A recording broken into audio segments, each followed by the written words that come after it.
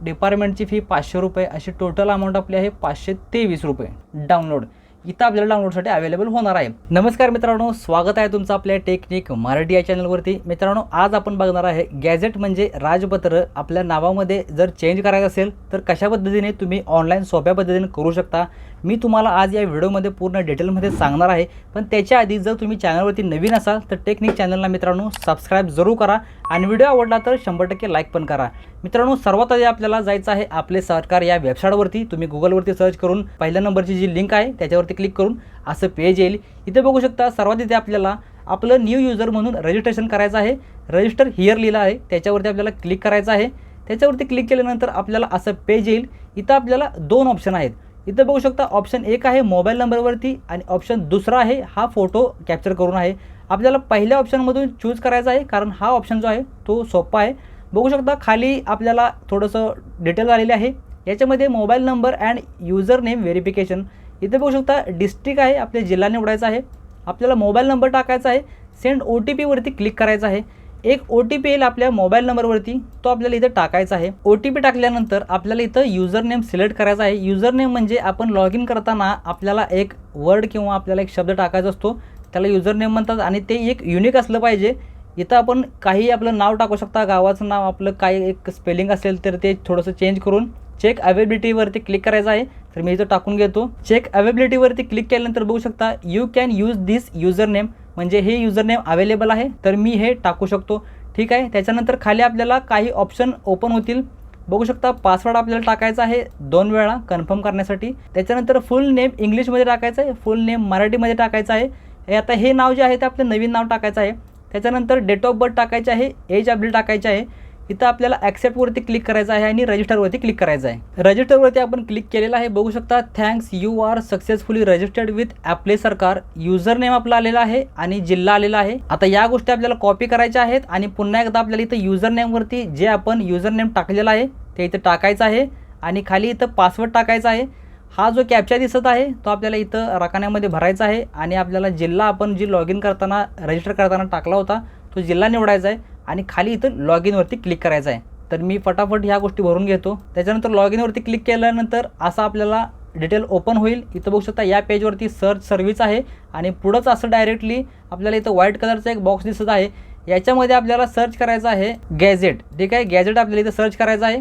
थोडा वेळ वाट बघायची आहे, खाली ऑप्शन येतील। इथं पहिला ऑप्शन आहे चेंज इन रिलिजन, जातीमध्ये आपल्याला बदल करायचा असेल तर।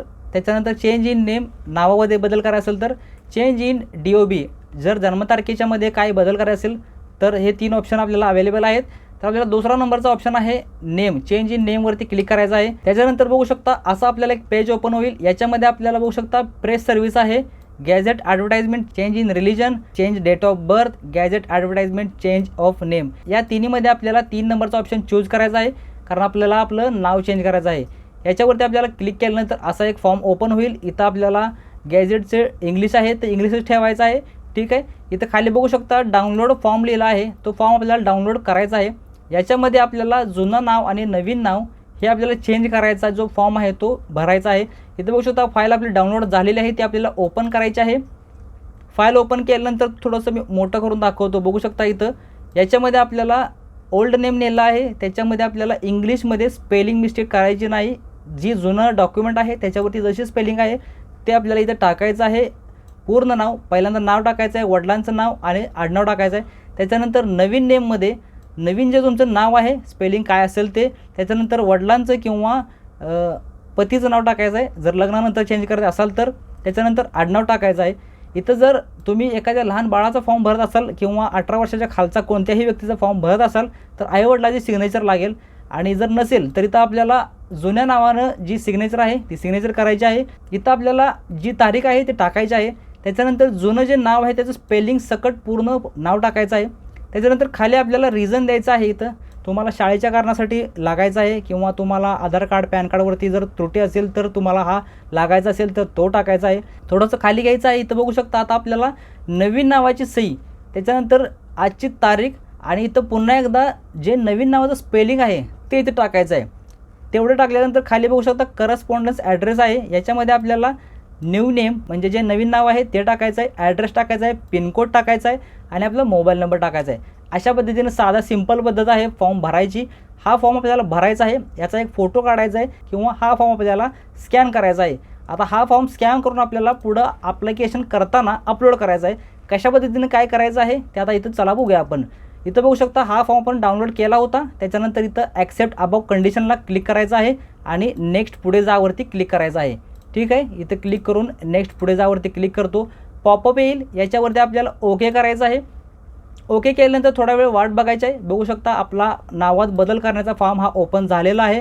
त्याच्यामध्ये आपल्याला इथं आपली कॅटेगरी काय आहे, अल्पवयीन आहे का, ओपन कॅटेगरी आहे का, बॅकवर्ड आहे का, ओबीसीमध्ये आहे, हे आपल्याला कॅटेगरी चूज करायचं आहे. त्याच्यानंतर खाली बघू शकता इथं आपल्याला आपल्या ॲप्लिकेशन कोण करत आहे त्या अर्जदाराचा तपशील आहे. याच्यामध्ये आपल्याला सॅल्युटेशन म्हणजे मिस्टर, मिसेस किंवा कुमारी जे काय आहे ते सिलेक्ट करायचं आहे. त्याच्यानंतर नाव ऑलरेडी आपलं येणार आहे, कारण रजिस्टर करताना जे नाव आहे तेच इथे येते. ठीक आहे, मराठीमध्ये पण पूर्ण नाव आलेलं आहे. त्याच्यानंतर आपल्याला इथे जन्मतारीख चूज करायची आहे. त्याच्यानंतर वय ऑटोमॅटिक येईल. ठीक आहे, त्याच्यानंतर जेंडर म्हणजे स्त्री आहे पुरुष आहे हे सिलेक्ट करायचं आहे. त्याच्यानंतर मोबाईल नंबर आपला ऑटोमॅटिक येईल, तो इथं टाकायची गरज नाही आहे. त्याच्यानंतर ॲड्रेस पत्ता आपला जो डॉक्युमेंट आहे त्याच्यावरचा टाकायचा आहे, जो नवीन आहे ॲड्रेस तो टाकायचा आहे. ईमेल ID आपल्याला टाकायचा आहे. आधार क्रमांक आपल्याला टाकायचा आहे. या सगळ्या गोष्टी आपल्याला 100% टाकाव्याच लागणार आहेत. त्याच्यानंतर जिल्हा टाकायचा आहे, तालुका टाकायचा आहे, गावाचं नाव टाकायचं आहे आणि आपला पिनकोड टाकायचा आहे. तर या साध्या सिंपल गोष्टी आहेत, या आम्ही फटाफट भरून घेतो. आता हा आपला ॲप्लिकेशन फॉर्म भरून झालेला आहे. आता खाली आपल्याला नवं आणि जुनं नाव याच्याबद्दल माहिती आहे. बघू शकता फ्रॉम नेम जुने नाव. आता इथं आपल्याला जुनं जे नाव आहे त्याचं स्पेलिंग व्यवस्थित टाकायचं आहे. त्याच्यानंतर मिडल नेम मधलं नाव जे वडिलांचं आहे ते टाकायचं आहे. त्याच्यानंतर आपल्याला आडनाव जे आहे ते टाकायचं आहे. ह्या तिन्ही गोष्टी जुन्या आहेत त्या टाकायच्या आहेत. त्याच्यानंतर जे नवीन नाव आहे ते आपल्याला इथे टाकायचं आहे. नवीन जे मधलं नाव आहे पतीचं असेल किंवा वडिलाचं असेल ते टाकायचं आहे. त्याच्यानंतर आडनाव जे पतीकडचं असेल किंवा वडिलांकडचं असेल ते टाकायचं आहे. आणि नावात बदल करण्याचं कारण काय आहे ते इथे टाकायचं आहे.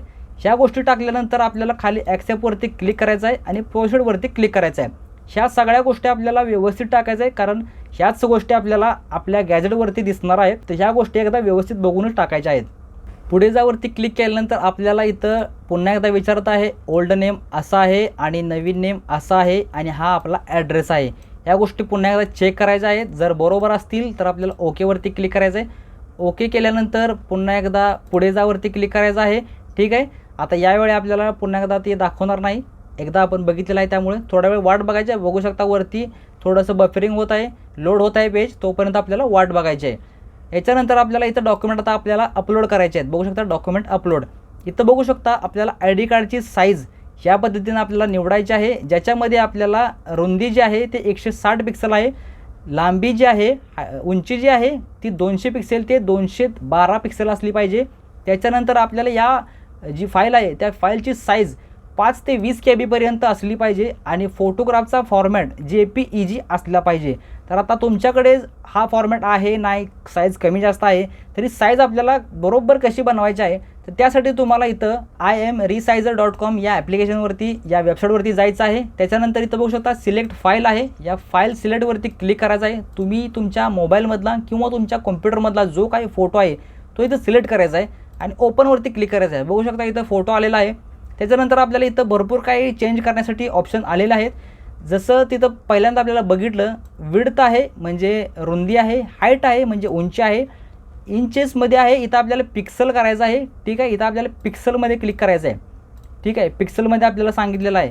त्याच्यानंतर JPEG फॉर्मॅट आपल्याला पाहिजे तो आलेला आहे आणि फाईलची साईज जिथं आपल्याला 90 सांगितलं आहे तिथं 90 करायचे. पुढं तुम्हाला फाईल जे अपलोड करायचे आहेत डॉक्युमेंट ते 90 लागणार आहे. आणि जी तुमची इमेज साईज आहे, आयडेंटिटी साईज आहे, तिथं आपल्याला 5 ते 20 आहे, तर इथं 5 ते 20 आपल्याला कितीही साईज आपण टाकू शकता. त्यानंतर आपल्याला नेक्स्ट करायचं आहे. इथं बघू शकता फाईल ही डाउनलोड होत आहे. ही जी फाईल डाउनलोड होत आहे हीच आपल्याला अटॅच करायची आहे. तर मी ऑलरेडी सगळ्या फाईल डाउनलोड करून घेतलेल्या आहेत. इथं आपल्याला चूजवरती क्लिक करायचं आहे. बघू शकता चूज फाईल, जी फाईल आपण बनवली डाउनलोड केली तीच फाईल आपल्याला इथं चूजवरती क्लिक करून अपलोड करायची आहे. ठीक आहे, बघू शकता फाईल अपलोड झालेली आहे. थोडंसं वरती घ्यायचं आहे. इथं आता आपल्याला बघू शकता इन्स्ट्रक्शन फॉर डॉक्युमेंट अपलोड. आता जे आपल्याला डॉक्युमेंट अपलोड करायचं आहे तिथं फॉर्मॅट हा आपल्याला JPEG किंवा PDF मध्ये असला पाहिजे. त्याची JPEG असेल तर 100 KBच्या आतली पाहिजे आणि जर PDF असेल तर 500 KBच्या आतली पाहिजे. ठीक आहे, या फक्त टर्म्स अँड कंडिशन तुम्हाला लक्षात ठेवायच्या आहेत. खाली घ्यायचं आहे थोडंसं आपल्याला बघू शकता फोटो प्रूफ आपल्याला लागणार आहे. त्याच्यामध्ये आपण ड्रायव्हिंग लायसन्स लावू शकता, पॅन कार्ड लावू शकता, इलेक्शनचं कार्ड म्हणजे आपलं वोटिंग कार्ड, पासपोर्ट लावू शकता किंवा आधार कार्ड लावू शकता.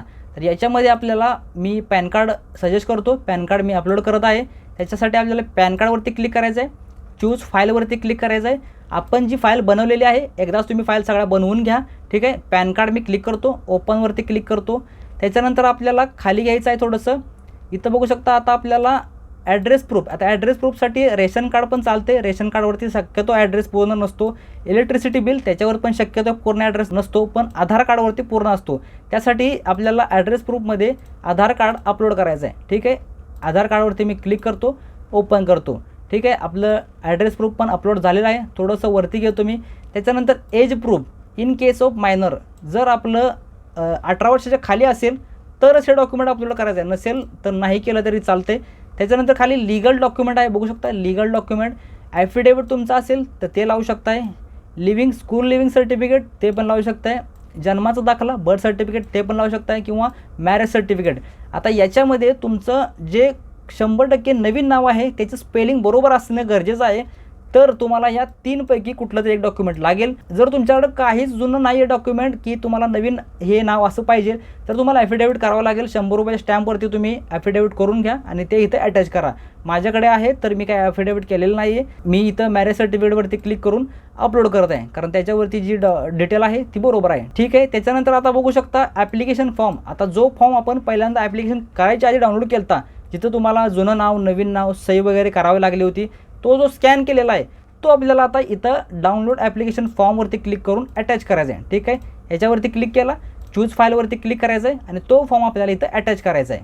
सगळे डॉक्युमेंट अपलोड केलेले आहेत आपण. त्याच्यानंतर आपल्याला अपलोड डॉक्युमेंटवरती क्लिक करायचं आहे. त्याशिवाय आपले डॉक्युमेंट जे आहे ते अपलोड होणार नाहीत. अपलोड केल्यानंतर थोडा वेळ वाट बघायची आहे आपल्याला. वरती सर्व्हर हा थोडासा इश्यू देऊ शकतो, त्यामुळं प्रोसेस थोडीशी वेट करायची आहे आपल्याला. बघू शकता ॲक्नॉलेजमेंट डिटेल आलेली आहे आपल्याला. पेमेंट समरी आहे आपली. याच्यानंतर बघू शकता इथं आपला अर्ज क्रमांक आहे, आपले देयक तारीख आहे म्हणजे आपण अर्ज केलेली तारीख आहे. इथं आपल्याला अर्जदाराचं पूर्ण नाव आहे. इथं पुन्हा एकदा पूर्ण नाव आहे.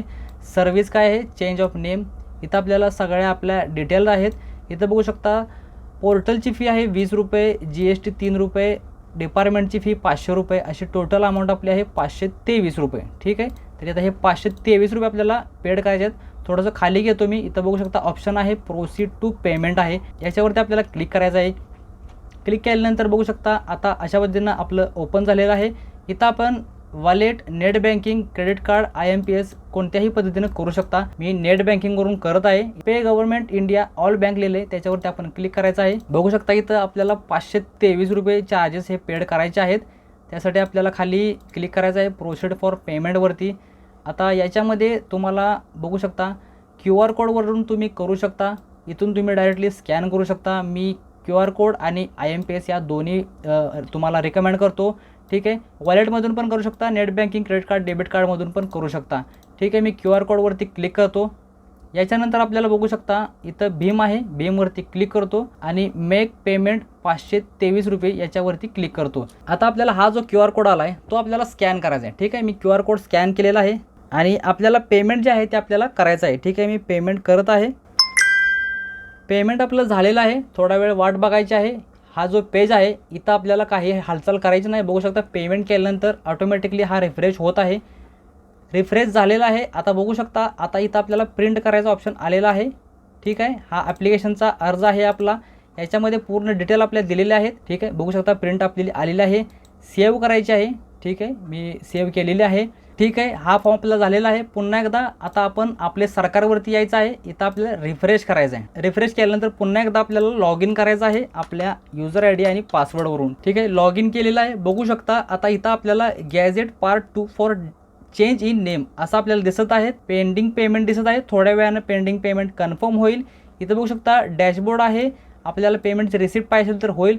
Maximum days for issuing certificate. आता हे सर्टिफिकेट जे आहे ते आपल्याला 15 दिवसाच्या आतमध्ये मिळणार आहे. 7 ते 8 दिवसात मिळतं, पण जर काही लेच इश्यू असेल, इलेक्शन वगैरे आहे किंवा काही सरकारी कामकाज बंद असेल तर थोडेसे जास्त दिवस लागतात. ठीक आहे, एक्सपेक्टेड डेट तर 6/9. आता 15 दिवसाची पुढची तारीख दिलेली आहे.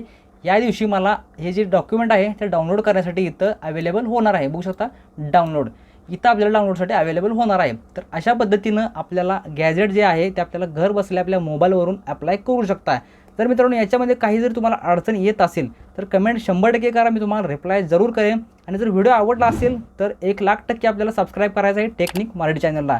भेटूया मित्रांनो पुन्हा एकदा नवीन व्हिडिओमध्ये. तोपर्यंत जय हिंद, जय महाराष्ट्र.